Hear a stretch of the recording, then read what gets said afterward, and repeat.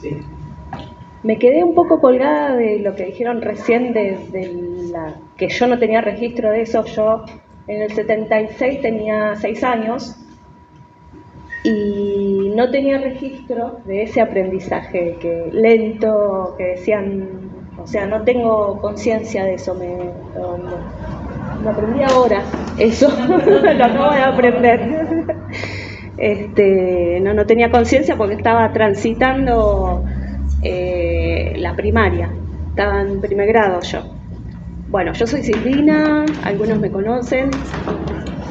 Mi hermano desaparece en el año 1977 y bueno, como tenía mucho para decir y me suele pasar en estas charlas que quiero enfocar para un lado y me voy para otro, traje las cosas que me parecían importantes decir respecto de todos estos 47 años que mi familia, la familia de ella y todas las familias de los 30.000 estuvimos haciendo, ¿no? En algo habrán hecho. Bueno, ahora voy a contar un poquito qué hicimos nosotras y nuestra familia.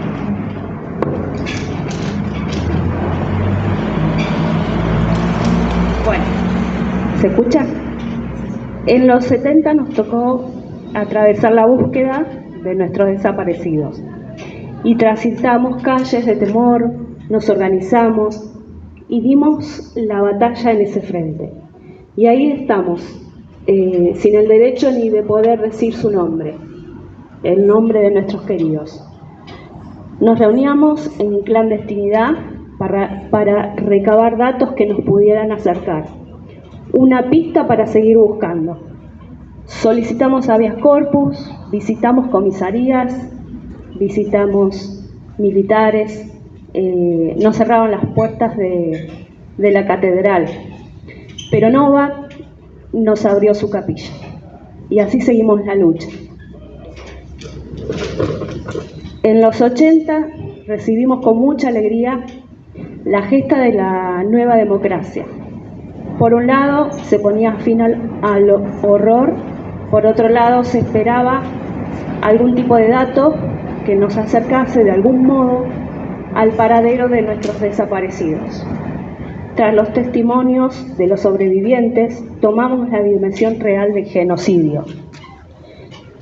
También salimos a defender con mucho temor y desesperanza la alzada cara pintada. La casa está en orden, dijeron, y nos volvimos a casa. En los 90 salimos a la calle contra el indulto y el punto final. A pesar de la fuerte resistencia, no logramos que se dé un paso atrás. Convivíamos con los militares como sueltos, te los podías cruzar en cualquiera de ellos. Fue muy difícil. El 24 de marzo del 2004, no solo bajan el cuadro de Videla, sino que los milicos vuelven a la cárcel. Se reanudan los juicios y los derechos humanos se instituyen como política de Estado. Por esos años se concreta el banco de datos genéticos y ahí dejamos nuestra sangre para continuar con nuestra búsqueda y poder hallar sus huesos. Creo que hoy la democracia está seriamente en peligro. Como dijo alguien, hay que trabajar en la reconstrucción de un pacto democrático, donde las violencias extremas no tengan lugar, donde cada idea fascista sea repudiada íntegramente por las mayorías. Cada derecho que hemos recibido en los últimos años está en peligro. Desde el más reciente, como la identidad de género, hasta la educación pública. Bueno, eso era lo que quería contarles, que pienso, siento y creo que parte comparte mi compañera. Bueno. Hola, ¿se escucha? Buenas tardes. Más cerca, ahí. Yo soy María Victoria Prigione Greco, hija de Cristina Greco y Armando Prigione, le decían el Zonqui a mi papá.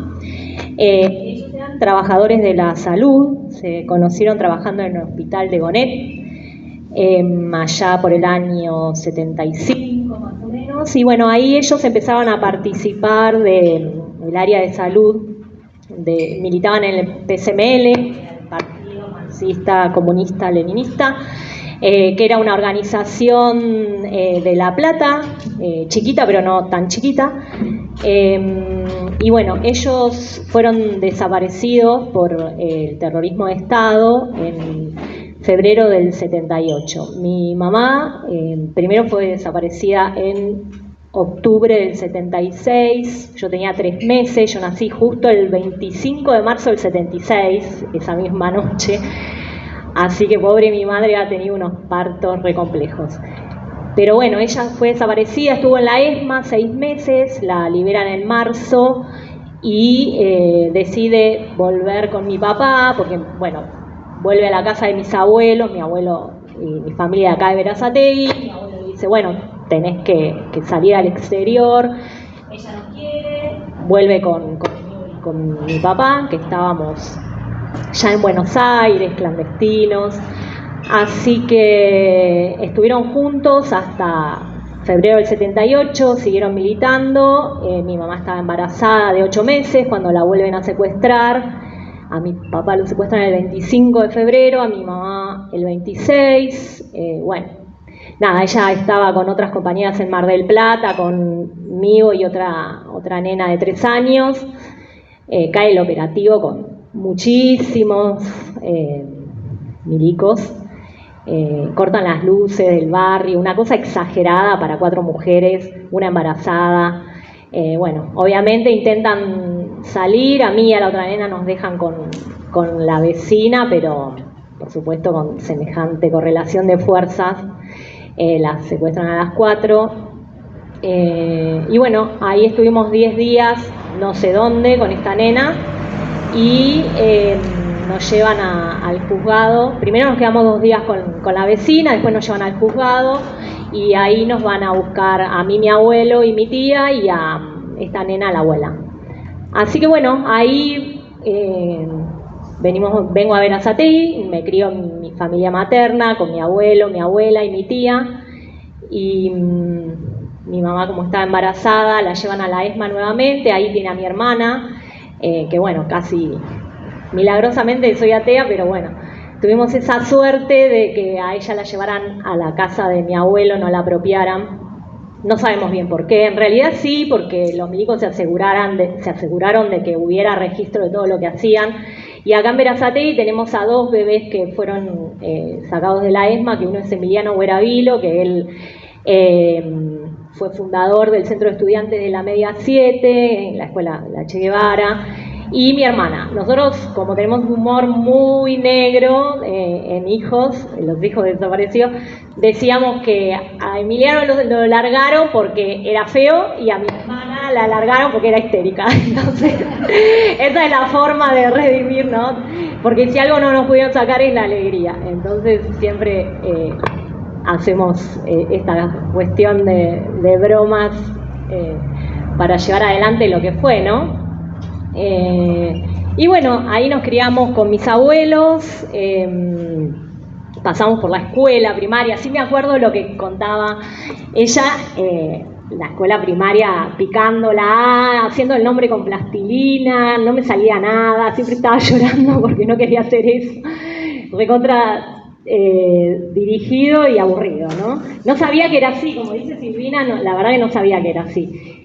Y fue difícil el paso por la escuela, porque la verdad que en esa época decir que éramos hijas desaparecidas era re, o hermana, o familiar, era... Cruzaban de vereda. Sí, era re complejo, por algo habrá sido, estaba ahí. Mi tía y mis abuelos siempre nos dijeron, tu mamá y tu papá no están con ustedes porque no las dejaron, no porque las hayan abandonado. Y en la escuela, cuando te preguntaban o decías algo mínimo, te decían, no, pero a vos te abandonaron. Entonces ya eso fue motivo para que desde chiquitas una se callara, porque yo creo que era una forma de protegerse, ¿no? De no soportar estas cosas, porque la verdad que era recontra duro. Así que bueno, en eso crecimos hasta que fuimos adolescentes y en el año 95 se formó la agrupación Hijos a partir de un homenaje que se hizo en la Universidad de Arquitectura en La Plata. Bueno, ahí se encontraron varias compañeras y compañeros y salió la idea de empezar a juntarnos, justo era, como decía Silvina, tiempos de obediencia a vida y punto final y los indultos de Menem, y ahí fue que nos empezamos a organizar como hijos e hijas de desaparecidos. Eran, como ya sabemos, tiempos complejísimos y lo que surgió en ese momento fue la organización en red en distintas regionales del país, alrededor de varios puntos básicos que eran juicio y castigo. Ya en ese momento, ¿no? Con todos los milicos en la calle, nosotros estábamos pidiendo eso, juicio y castigo, restitución de nuestras hermanas y hermanos apropiados, porque había más de 500 chicos apropiados, desmantelamiento del aparato represivo, reconstrucción de los lazos sociales, porque si algo teníamos claro es que el genocidio no fue solo una cuestión de persecución política a las militantes y militantes revolucionarios, sino que fue la implementación de un plan sistemático y económico. Entonces, para eso tuvieron que venir a destruir todos los lazos sociales organizativos que había hace rato ya, como contaba el compañero, el cordobazo, bueno, todo lo que sabemos historia previa de las y los trabajadores, los estudiantes, que son la mayor cantidad de desaparecidos, ¿no? Trabajadores y desaparecidas. Así que bueno, esos eran algunos de los puntos básicos, son varios más, pero bueno, yo ahora, la verdad, esos son más o menos los que me acuerdo. Y bueno, fue una lucha difícil, ahí fue que nació como herramienta el escrache, que al principio era... nos decían de todo, nos decían que éramos vengativos, que éramos resentidos, bueno, cualquier barbaridad hemos tenido que soportar, pero después nos dimos cuenta que ahora es una herramienta que sirve para marcar un montón de cosas, y en ese momento era marcar que los genocidas estaban libres, ¿no?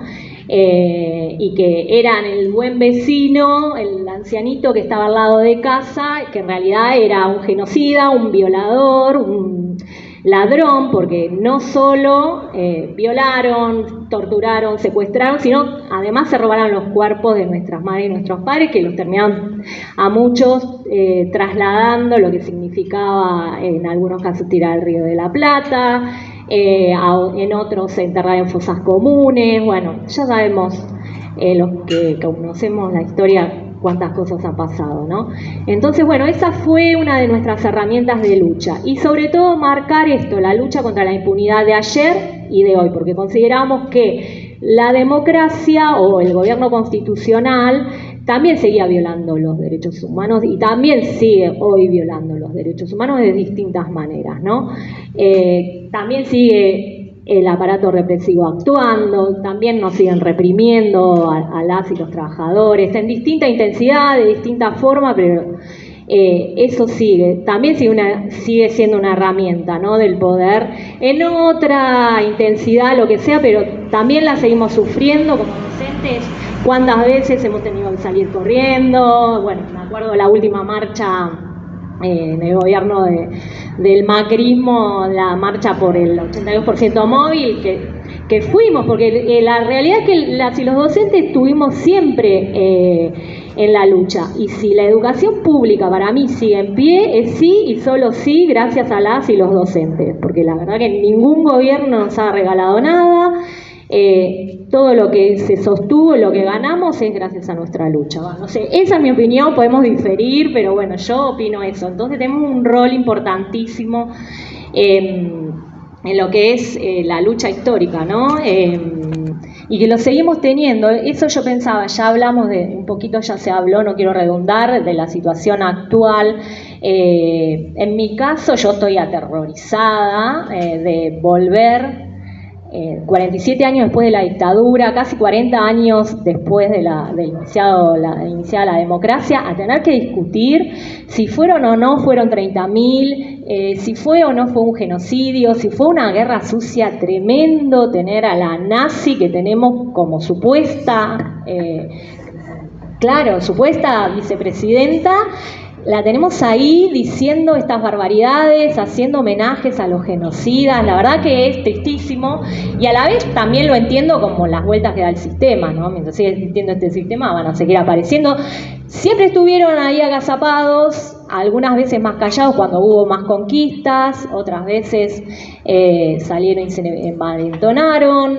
Así que, bueno, sabemos que estuvieron ahí, y que tenemos la responsabilidad como pueblo de luchar contra. Otra no nos queda, siempre hemos luchado, siempre seguiremos luchando, y creo que como docentes y trabajadores de la educación tenemos una responsabilidad en esa lucha, que tenemos armas, que nuestras armas son las ideas, la voz, la palabra, la tiza, el pizarrón, para con nuestros estudiantes, que es un lugar enorme. A mí no me vengan con que el facho nazi de Milei ganó por los estudiantes y las estudiantes, si bien es una realidad que comulgan con algunas y algunos con estas ideas, 7 millones de estudiantes que los hayan votado no fueron.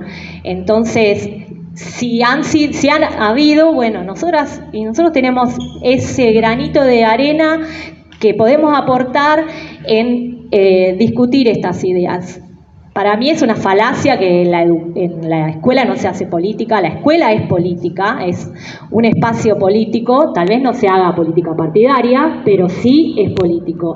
Y me parece que es importantísimo, así como salimos a luchar cuando fue lo de Santiago Maldonado y estuvimos ahí en las aulas replicando, y desde que volvió la democracia se hicieron infinidad de actividades en escuelas. Yo ahora lo quiero traer a Ernesto Zetlin, que fue formador junto con Hugo Leguizamón del Encuentro Memoria, Verdad y Justicia, que me han convocado a mí, a mi hermana, siempre a charlas, y hemos hecho un montón de charlas en un montón de escuelas, y hemos compartido con abuelas, con madres, y bueno, es increíble como a las chicas y a los chicos la historia esta los conmueve, la escuchan con un respeto impresionante. Entonces sí tenemos muchas cosas que decir y que transmitir, y que bueno, creo que desde nuestro lugar podemos aportar a eso.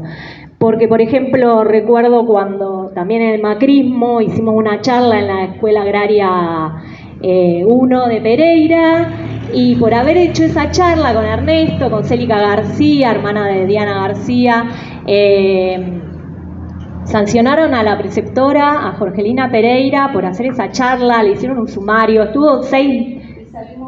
Salimos a la calle, me acuerdo, por Jorgelina. Sí, una vez más, como trabajadores y trabajadoras, salimos a la calle, y bueno, se logró, hicimos un montón de actividades, se logró que le levantaran el sumario, pero la compañía tuvo que pasar por esa situación. Entonces, bueno, sabemos que así como tenemos herramientas de lucha, también nos van a pegar, pero si bien estoy aterrorizada, creo que como muchas y muchos, también sé y confío en las reservas de lucha de nuestro pueblo, y que así como nos hemos levantado una y 1000 veces, nos seguiremos levantando, y eso, confiar en que podremos, primero confiar en que no gane, ¿no? En que hay otras opciones, no correrse a la derecha, ¿no? Entonces, bueno, por supuesto, ni hablar de la señora gendarme, presidenta de la Gendarmería Bullrich, ¿no?